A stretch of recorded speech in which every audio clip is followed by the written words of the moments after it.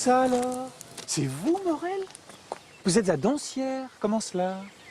Si par hasard vous vous en souvenez, je suis premier prix de violon du conservatoire. Et l'on m'a incorporé dans la musique au service des batteries. Je m'en souviens, bien entendu. Que monsieur me permette de lui présenter mes très respectueuses salutations. J'ignorais que j'aurais l'honneur de le trouver ici. Monsieur me rendrait un bien grand service en cachant entièrement à Madame Verdurin et à ses invités le genre de profession que mon père a exercé chez votre oncle. Il vaudrait mieux dire qu'il était dans votre famille l'intendant de domaines si vastes que cela le faisait presque l'égal de vos parents. Cela me contrarie. Non de grandir la situation de votre père, ce qui m'est tout à fait égal, mais la fortune du mien, ce que je trouve ridicule. Comme dit ma femme, ce sont des ennuyeux, Mais je vais le faire. Vous avez ma parole.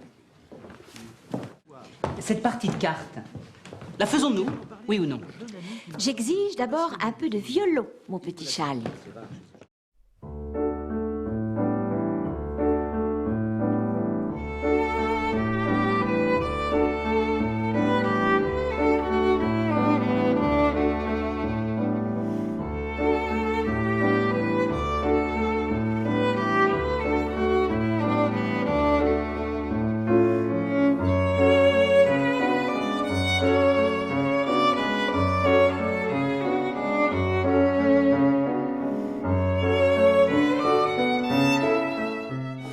Eh bien moi, je vous dis adieu, je vous quitte là.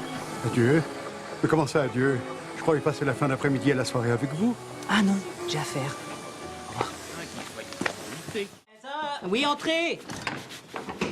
Ah, mon vieux, quelle chance de vous voir. Je n'ai rien à faire de ma soirée.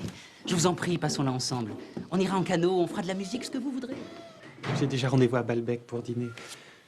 Je vous apporte un mot de Monsieur de Charlus. Il faut qu'il vienne me relancer jusqu'ici. Alors, je suis un esclave. Je n'ouvre pas la lettre. Vous lui direz que vous ne m'avez pas trouvé. Ne feriez-vous pas mieux d'ouvrir? Je crois qu'il y a quelque chose de grave. Vous ne connaissez pas les mensonges, les ruses infernales de ce vieux Forban. C'est un truc pour que j'aille le voir. Eh bien, je n'irai pas. Je veux la paix ce soir. Est-ce qu'il n'y a pas un duel demain? Un duel? Je ne sais pas un mot de ça. Après tout, je m'en fous. Ce vieux dégoûtant peut bien se faire zigouiller si ça lui plaît. Après tout, vous m'intriguez.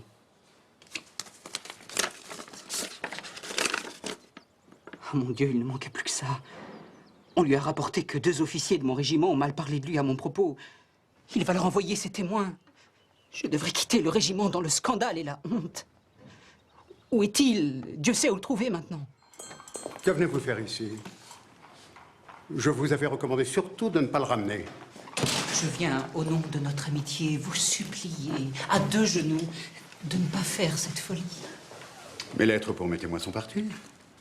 Si vous ressentiez cette amitié que vous invoquez, vous devriez m'approuver, ou au contraire, de ne pas laisser passer les basses insinuations de cette soldatesque.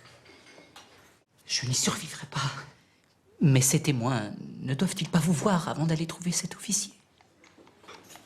Je pense que si. Permettez-moi de ne pas vous quitter pour tâcher de vous faire entendre la voix de la raison. Vous êtes la fable du conservatoire. Un mois de plus de cette vie et votre avenir artistique est brisé. Mais je n'avais rien entendu dire. Vous êtes le seul.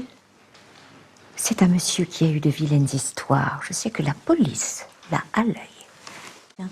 Et tout est entièrement hypothéqué. Hôtel, château. Je ne me serais jamais douté. On ne vous le dit pas en face, mais on vous montre du doigt. Cette affaire-là rend un homme prodigieusement ridicule. Il est la risée de tous, pour toute la vie. Je ne sais pas comment vous remercier. Dès ce soir, je romprai avec Monsieur de Charlus. La reine de Naples est bien partie, n'est-ce pas? Au sens là, avant de rompre avec lui, je lui aurais demandé de me présenter. Elle est partie, en effet. Elle avait une soirée. Celle-là, c'est une brave femme.